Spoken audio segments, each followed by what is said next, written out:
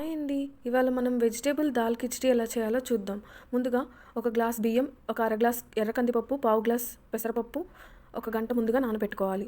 ఇప్పుడు స్టవ్ మీద ప్యాన్ పెట్టుకొని కొద్దిగా ఆయిల్ పోసి పచ్చిమిరపకాయలు, ఉల్లిపాయలు, కొద్దిగా పసుపు వేసి బాగా ఫ్రై చేసుకోవాలి.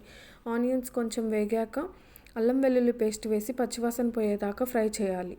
ఇందులో ఒక హాఫ్ క్యారెట్, ఒక బంగాళదుంప, ఒక వంకాయ కట్ చేసుకొని ముక్కలుగా అందులో వేసి వేయించాలి. ఇప్పుడు ఇందులో ఒక టమాటాని కూడా బాగా సన్నగా కట్ చేసుకొని వేసి వేయించుకోవాలి.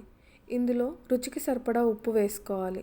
నేను ఎసురుకు కూడా ఇప్పుడే వేసేస్తున్నానండి, కొద్దిగా ఎక్కువే వేసేసి ఇందులో కొంచెం కారం వేసి బాగా కలుపుకోవాలి.